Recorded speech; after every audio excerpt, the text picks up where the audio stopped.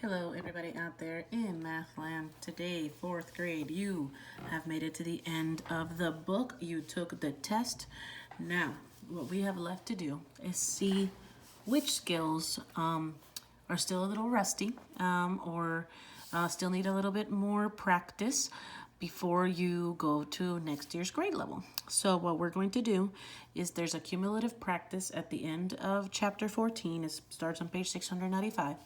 I'm going to go through all the problems in this cumulative practice to see how you solve them, how you get through them. That way you can actually take this post review that I have assigned for you in the math book. Now the post review that I posted is pretty long. I think it's 27 problems long, which is the longest I've ever assigned for math. So I'm actually making that assignment Thursday and Friday's homework. That means that there will be no new homework posted on Friday. This is the last math assignment you have to do for the week. So you'll have 2 days. So if you can split it up however you want, try to do half and half, although it's an odd number, so maybe 14 and 13. It's up to you how you want to do this. If you want to take your time, do it all one day, and then you'll have an off day Friday, that's up to you. But I am not going to assign any new homework on Friday. So this will be the last thing you'll get this week. It is also very important that you watch this video before you try that post review, because I'm going to go through a lot of the things that you're actually going to be asked to do during that homework post review. Okay, that being said, let's get started. Cumulative practice, problem number 1. What is the difference of 10 and 4 and 7/8? That means that I have to subtract 10 minus 4 and 7/8. In order to do this, I can borrow and make that 10 actually turn into 9 and 8/8. The reason why that works is because I borrowed a whole number from 10 and made it a 9, and that one that I borrowed, I turned it into a fraction, 8 over 8, because 8 over 8 is also 1. So it's like 9 next to a 1, which makes 10. I'm going to subtract the 4 and 7/8 from it, and I chose 8 because that was the denominator on this one. So whole numbers first, 9 minus 4, that's 5. Same denominator of 8, and 8 minus 7 is 1. So our answer is C, 5 and 1/8. Which letters have at least one line of symmetry? That would be A, W, and they can have more than one, but it has to have at least one. X, Z does not work because if you cut it like this, these two don't match perfectly on top of each other, and it doesn't work up and down either or diagonal. So this one does not have lines of symmetry, neither does N for the same reason. As you can see, they're kind of the same letter but flipped on their side, but H does have lines of symmetry, so we're going to go right here. Okay, next, number 3. The table shows the amount of rainfall or rain that falls in each city in one day. Which city has more rainfall than Detroit and less rainfall than Seattle?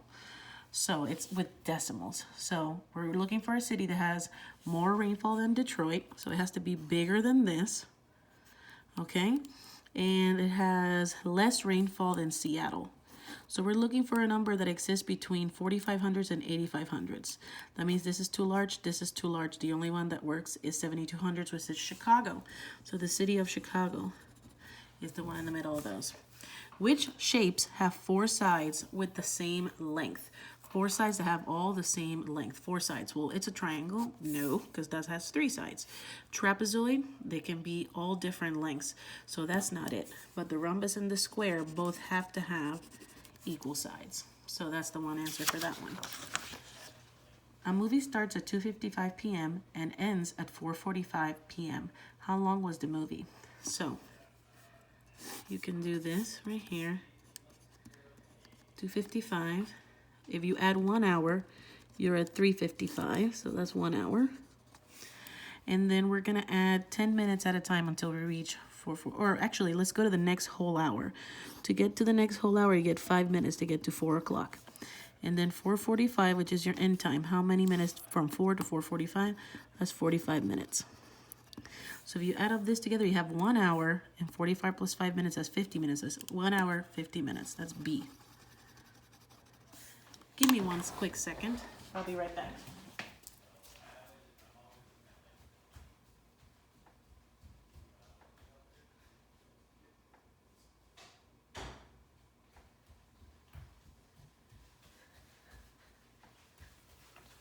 Sorry about that. My husband was talking on the phone in the other room and it was really loud and disturbing my video. Okay, so here we go. All right, next page. Which are equivalent to 3 times 5/6? So if you have 3 times 5/6, it's like you're saying 5/6 3 times. So this one right here would work. You could also do 3 times 5 first and then 3 times 1/6. So that one. And it could also be 15/6. This would not be it because it's like they added those two together, which you're not adding, you're multiplying. Over here, the rectangle, I ran over there, so now I'm out of breath. The rectangle has a perimeter of 48 centimeters. What is the width of the rectangle? So 48 would have to be all the sides added together. If this side is 15, then this side must also be 15. So you have 15 here and 15 here. You're just missing these two numbers, which are the same number, doubly. In order to find it, what you have to do is 15 plus 15, that's 30. So let's take 48 and 30 away. You end up with 18. The number 18 has to split up evenly between two blanks. So 18 divided by 2, that's 9. That means the width of this block is 9 on each side. Rectangle, I should have said rectangle, not block. Over here, which two lines appear to be parallel to each other so that they will never cross? These two, they seem parallel, but if you actually extend them,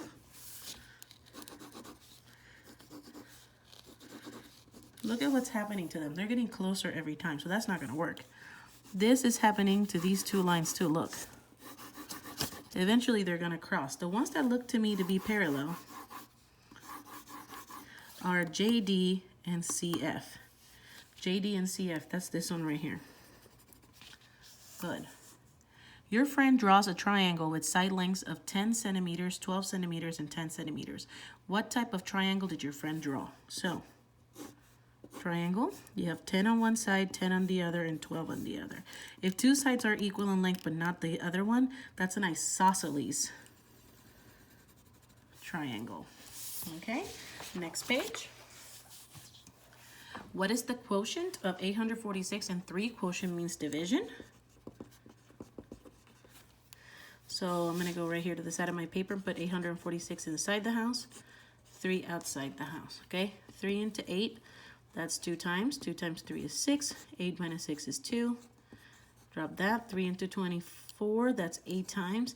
8 times 3, that's 24. Drop the 6. 3 into 6, 2 times.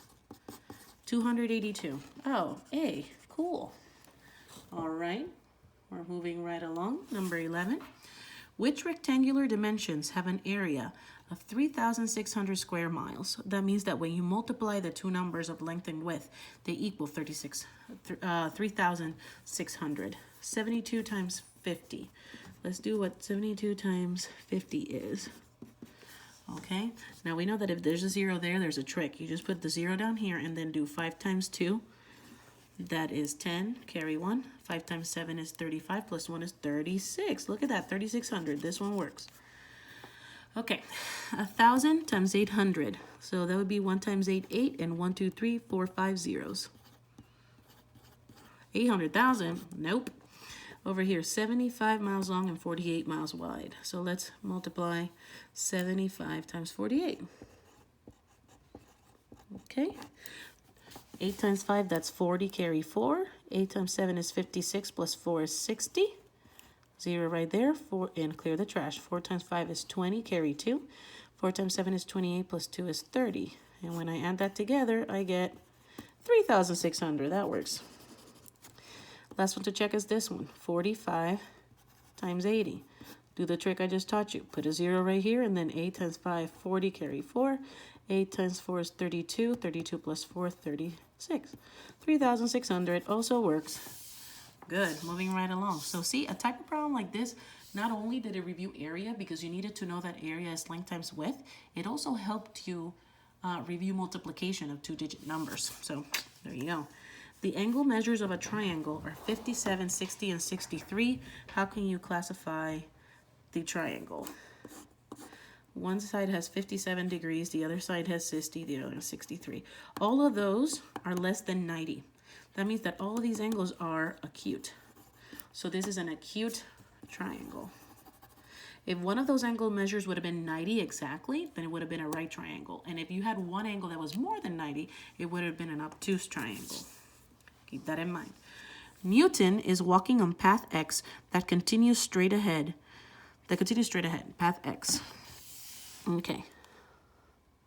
He turns onto path Y. So this is path X and turns into path Y. Using a protractor, which statement is true about? Okay, using a protractor. So we're actually not doing the problem because we don't have a protractor. We didn't have to learn about protractors. And I actually took the question out of the homework that had to deal with protractors, so you didn't have to do it. So you shouldn't find any other questions on that review homework that will ask you to use a protractor, because I believe I took out the only one that there was. You jump 3.5 feet. How far do you jump in inches? Ooh, conversion question. 3.5 feet. I love my conversions. Into inches. Conversion rule, 1 foot has 12 inches. So now I multiply 12 times 3. That's 36. And half a foot is half of whatever this is. That's just 6. So 36 plus 6, that leaves you with 42. 42 inches. Okay, 1 second. 42 inches. Which of the following shows ray DE? Remember, when it looks like that, that's a ray. The only one that's a ray here is B. This is a line segment. This is an angle. These are just points. This is a ray. Okay, 16. A rectangular backyard has a perimeter of 280 feet. The length of the backyard is 75. What is the area of the backyard? This is an amazing question. And the reason why this is an amazing question, if you would have had the FSA this year, the FSA totally has questions that look like this, because it makes you do a bunch of stuff. Multiplication, area, and perimeter. You got to know all of that in order to solve a problem. So here's the rectangle. We know that the perimeter equals 280 feet. That means that's a number plus a number plus a number plus a number give you 280. I know that the length is 75. So this side is 75, which means this side is also 75. I'm just missing 2. Like I taught you in the other problem. Well, here's what you're going to do. Add these two together. 75 plus 75 is 150. So take 280 and take away 150 because you added these two. You're left with 130. So now you have to take 130 and divide it equally between 2. So 130 divided by 2, I'm going to tell you that's 65. You could also divide that. So you also need to use division. See how great this problem is? That's why they use it on tests like the FSA. You would have had to divide that by 2 to get the 65. I just happen to know that half of 130 is 65, but you can go to the corner of your paper with no shame and divide that. In fact, I'm going to show you right here. 2 into 13, 6 times. 2 times 6 is 12. Subtract, you get the 1. 2 into 10, 5. 5 times 2, 10. And Bob's your uncle, 65. Told you. And it goes in these two blanks because the 65 would be here and here. Now, your problem is not done. But look at how tricky these people are. They put the 65 square feet right here. And you know why they did that? They want to see who got to that part and stopped. But this is a multi-step problem, which means you are not done yet, because they want to know what the area of the backyard is. For area, you have to multiply length times width. You see how tricky these people are? So I'm going to do it right here because I have room right here. I'm going to do 75 times 65. 5 times 5, that's 25. I carry 2. 5 times 2, that's 35. Plus 2 is 37. Placeholder, clear my trash. 6 times 5, that's 30. Carry 3. 6 times 7 is 42. Plus 3 is 45. Sorry. 5 plus 0 is 5. Uh-oh. Let's sneeze again. Sorry. 5 plus 0 is 5. 7 plus 0 is 7. 3 plus 5 is 8. And 4 plus nothing is 4. Giving you a final answer of 4,875, which happens to be option A. Problem like this, you have to take your time. We did so many steps in order to figure this out. First, I drew my rectangular backyard. Drawing something has been proven to help. It's one of the strategies that help students. I knew that the perimeter was 280, and because it is perimeter, I knew I had to add 4 numbers, the 4 sides, to get to it. I knew my length was 75, so I put 75 on the top and bottom.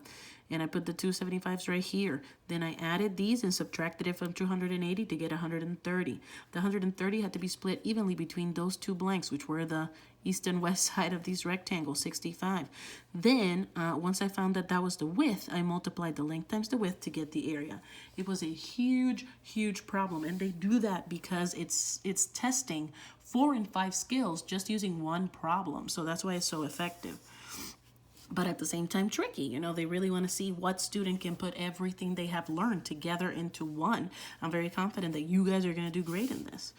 17, your friend makes a banner by taping the edges of 10 pieces of paper together. Each piece of paper is 28 centimeters long and 22 centimeters wide. What is the length of the entire banner?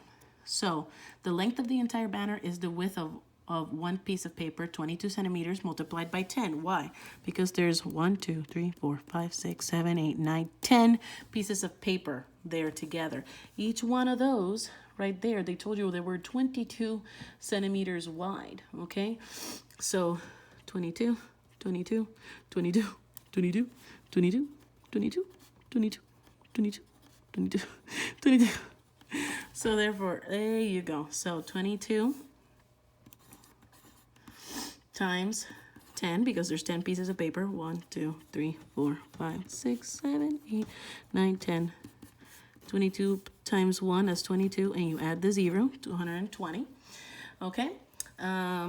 And then in the explain, I explained it when I was talking. Your friend wants to place ribbon along the outside of the entire banner. So how much ribbon will she need? So she wants to do the perimeter, the outside, which means I have to add all of the outside together. If the top, you're telling me that it's 220, the bottom is also 220, right? And then they told you that each paper is 28 centimeters long. That means it's 28 here and 28 there. So to find the perimeter, you have to do 220 plus 220 plus 28 plus 28. Miss Rivera, where did you take the 28 from? Right here. Each piece of paper was 28 centimeters long. Da, da, da, da, da. Okay, so now I'm going to add these two together and then these two together. So 220 on 220 is 440. 28 plus 28, that's 56. 496 centimeters is your final answer. Okay, so we have done all problems in this cumulative review. What they did is they did maybe one or two, only like 1.5 problems, because there's 14 chapters, so they clearly did one from every chapter, but some chapters had 2 questions in here. After you've watched this video, this is when you go online and try the post-test. The post-test is very long, it's 27 questions long. Don't feel obligated to do it all today, because like I said, you are gonna have that same exact homework Friday. So you can split it up, you can take your time, that is up to you. But I definitely do not want you to rush through this, because what I'm gonna do is if I see a lot of mistakes in some particular questions, like let's say that everybody got this question wrong or struggle with that question, then I know that moving forward next week, I'm going to do more examples of those problems and assign more of that, because that's where people struggled.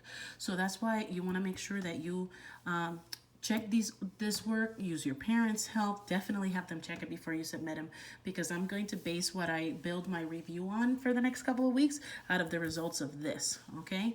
Alrighty, well, I thank you for paying attention to this very long video, and I will see you next time. Bye-bye.